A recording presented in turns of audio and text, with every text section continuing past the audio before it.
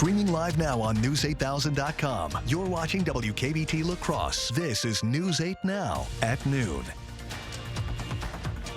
Good afternoon. It is Tuesday, May 23rd. Thank you for watching News 8 Now. I'm Sophia Pullman. Let's get into some news this afternoon. Unalaska fire officials confirm a home is a total loss and 2 pet cats are assumed dead after a fire last week. The Unalaska Fire Department says a charcoal grill likely caused the blaze to the 2-story house off County Z in Bryce Prairie. Fire officials say the home residents awoke around 10 p.m. that night to find their deck on fire. Fire crews arrived within 13 minutes. By then, every family member and a dog had evacuated safely, but the house was up in flames. Wisconsin State Highway 93 south of Arcadia will be closed this week for construction work. The Trempealeau County Highway Department is sending crews out to replace a culvert pipe. The department says the highway will be closed from 6:30 a.m. to 5 p.m. today and Wednesday. Any traffic will be detouring onto County F. Wow, what a gorgeous day yesterday. We had temperatures in the 70s and 80s, and that trend is going to continue. For today, we're already in the 60s and 70s across portions of the Coulee region as well as the Chippewa Valley at this hour. Eau Claire made it to 81 yesterday. We made it to 80 in La Crosse, 80 in Sparta, 78 in Viroqua, 79 in Decorah, 79 was the high yesterday in Preston. Boscobel, you made it to 82 degrees. Satellite and radar right now showing high pressure being large and in charge. It is in control and it's going to stay in control as we go into the next several days. Up in Canada is a cold front. It's a backdoor cold front, and it's going to swing through as we go into tomorrow. Now, coming up in the first warn forecast, Sophia, we're going to talk about temperatures dropping as we go into your Wednesday, but overall paving the way for a beautiful Memorial Day weekend. We'll talk about that in a few minutes. Over to you. La Crosse's unsheltered population has largely settled into Cameron Park since the city closed down Houska Park. Now, La Crosse Polytechnic School doesn't use the park's playground. And as Dua Ishrar reports, the future of Cameron Park Farmers Market is also in doubt. You don't have to look further than 4th Street South to find live music, fresh fruit, and a good time. Yes, Mama? The Cameron Park Farmers Market is a local staple for families and businesses alike. This market is basically 75% of our business. They aren't the only ones who use this park. For me, it's sad to see them over there. It's a tale of two cities. Our shelters are full, there isn't enough housing available, and so people have to exist somewhere. One where businesses come to make a living. It has affected the number of people here, plus the profitability of the vendors. One where people need a place to stay. People aren't choosing to be there over other options. It's really a community-wide issue, and our community has not been able to solve it yet. Thank you, sir. Thank you. Richard Klindworth, a board member of the La Crosse Farmers Market Association and vendor, says the market is only open on Fridays because many vendors backed out. The street was full of mattresses and beds and blankets, and everybody was sleeping, and we literally had to clean the street, so we ended up last year losing like 2/3 of our vendors on Saturday, and that's why we canceled the Saturday market. Klindworth says community members used to sit and spend time in the park. Now they buy their items and go. Customers that don't feel safe at the moment with their children playing in the park. It's serious, you know. We've called the police on the average 2 to 3 times a week. The city's homeless service coordinator, Brian Sampson, says finding a solution isn't easy. Housing and helping people get connected with services, whether that be mental health services, alcohol or drug counseling services, that's the solution. Klindworth says business continues to be slow, and the future of this La Crosse summertime tradition is at risk. If we don't get some improvement, the market could go away altogether next year. Reporting in La Crosse, Dua Ishrar, News 8 Now. The Farmers Market Association says they will reevaluate the prospect of shutting down at the end of the season. Minnesota's budget is nearly complete, and Democratic lawmakers are calling this past session the most productive in the state's history. The $72 billion state budget will provide more resources to education, protecting abortion rights, and legalizing recreational cannabis. Republicans say Democrats took a hard left turn by spending most of a $17.5 billion budget surplus instead of giving that money back to taxpayers. Lawmakers are facing an adjournment deadlining on midnight tonight. Minnesota Uber and Lyft drivers are excited at the state capitol. The Senate has passed a bill to raise minimum pay rates and offer protections against being fired. Republicans say the bill will make those rates the highest in the country and make rideshare too expensive for residents. Both Uber and Lyft are calling for the governor to veto the bill. Lyft says their ride fares would more than double if the bill passes. Governor Walz has not yet committed to signing the bill. A Winona County group is raising awareness about tests that confirm nitrates are contaminating local private wells. The Winona County Clean Water Coalition hosted a forum in Lewiston. Most nitrates come from plants, but nitrates in processed meat products can put people at risk of thyroid and colon cancer. Coalition members say most nitrates in groundwater are due to agriculture, and since private wells are not regulated, those wells are more at risk. The Minnesota Pollution Control Agency has been saying they would work on this problem for several years, and the nitrate levels just simply aren't going down. Stanch says roughly 3,000 county residents currently can't drink out of their taps. The coalition plans to petition the EPA to put pressure on the Minnesota agency to act. The La Crosse Regional Airport is hosting a TSA PreCheck enrollment center this week for locals who are looking for a faster way to fly. PreCheck is a sped-up screening program for U.S. citizens or permanent residents. The center will be open from 9 a.m. to noon and 1 to 5 p.m. until Friday. Just bring the necessary documents proving identity and citizenship status. You must submit an application online to schedule an appointment by going to the website below and selecting La Crosse as the location. If you want to give feedback on the redevelopment of the Lincoln Middle School building, there will be 2 more community workshops. Architectural firm ISG is working with the La Crosse School District to hold meetings with the public. One meeting is being held right now in the gym at the Hogan Administrative Center. The workshop is running until 1:30. There will also be a virtual meeting later today from 6 to 7:30 p.m. We will have a link posted on our website. 4th graders from Melrose Mindoro Elementary spent part of their day on a family farm. The area FFA chapter was there to help give a tour of Stello Farms in Mindoro. The students learned about raising corn, dairy cows, and sheep. FFA chapter leaders say it can be an eye-opening experience for kids who aren't growing up on farms.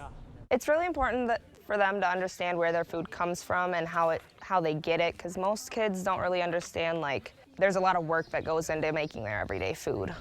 Young FFA leaders say a visit like this can keep up an interest in future agricultural careers. Coming up after the break, the tax cuts and hikes that all Minnesotans will see from gas to package deliveries. Stay with us. We'll be right back.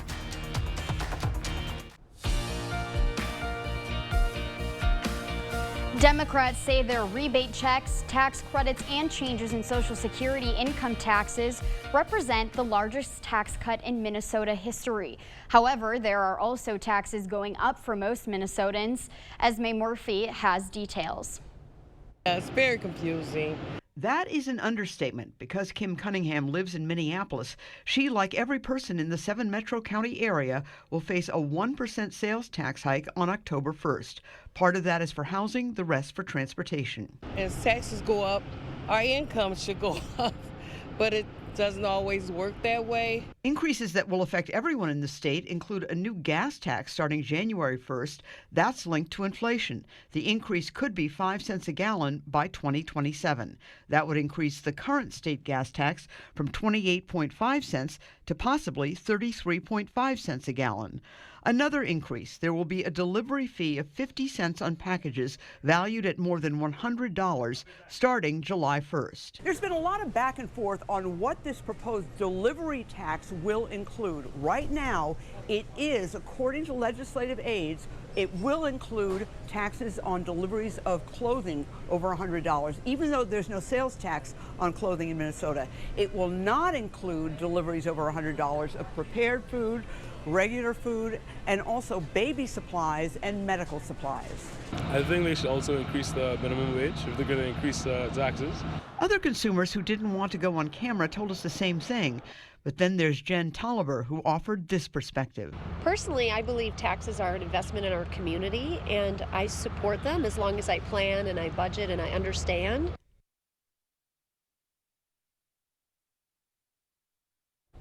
Other taxes that will be increasing starting July 1st include car tabs and driver's license fees.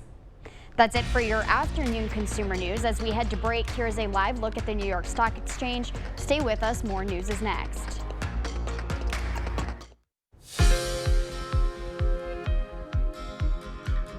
Paying closer attention to women's hearts and which young people were most susceptible to the pandemic's mental health effects. Naomi Ruckham has some of the day's top health stories. Teenage girls were the most vulnerable to increased mental health diagnoses during the pandemic. That's according to a study in JAMA Network. It found the most pronounced effect in that group was an uptick in eating disorders, more than double than before the pandemic. Heart failure diagnosis is missed more often than it's made, especially in women. That's according to research out of the University of Glasgow, which examined around 1 million health records from adults in Scotland.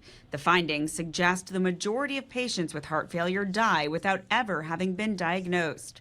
Catching signs and symptoms earlier could lead to more effective treatment. And greasing the palms, not if you're prone to guilt. Chinese researchers found people inclined to feel guilt were less likely to take a bribe, especially if it would cause obvious harm to others. Those are some of the day's top health stories. Naomi Ruckham, CBS News, New York. That's it for our medical news today. Here's a look at CityCam 8. Eric is in next with our forecast.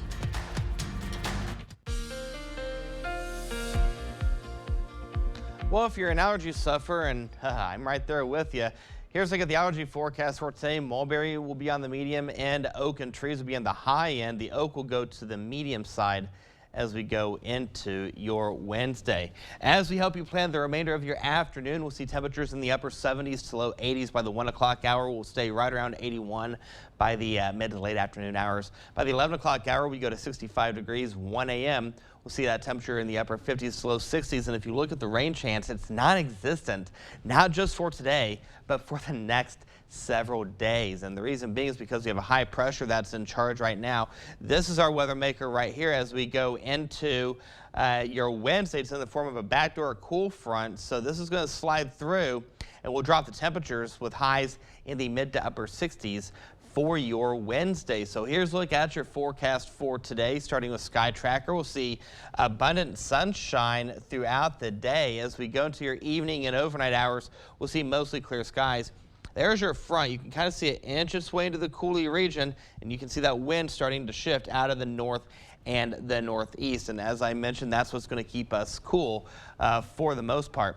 In terms of today, look at the temperatures. Upper 70s, low 80s. 79 Medford, 81 Toma, 82 Sparta, 82 Lafarge. New Albany, you'll make it to 82. Caledonia, 81.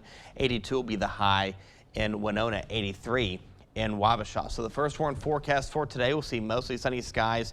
Very warm out there. Winds will be out of the south at around 5 to 10 miles per hour. As we help you plan your evening, we'll see temperatures in the upper 70s by the 7 o'clock hour with plenty of sunshine. Lots of stars for the evening and overnight hours. We'll see temperatures in the upper 60s to low 70s by 9 o'clock. By the 11 o'clock hour, we'll go to 65 degrees with clear skies. That's going to take us into the next 8 days. 69 degrees will be the high for Wednesday. Some places will stay in the mid 60s. We'll go into the 70s for Thursday, mid 70s for Friday, upper 70s, low 80s for Saturday and Sunday. Monday, Memorial Day, we go to 83, then we go to 84 for Tuesday. Sophia, the bottom line, the next 8 days, we have plenty of sunshine. Definitely get out and enjoy it. Thanks, Eric. Still ahead, the singer who's set to join the exclusive Billionaires Club will be right back.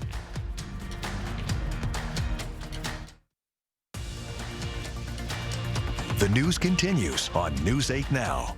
Expect more. LEGO is offering a chance to revisit 2 childhood pastimes at once. The company's releasing a Pac-Man set based on the 1980s arcade game. It has more than 2,500 pieces that create a kind of maze. Characters can move through it just like Pac-Man did in the original game. The set comes out on June 4th and will cost around $270.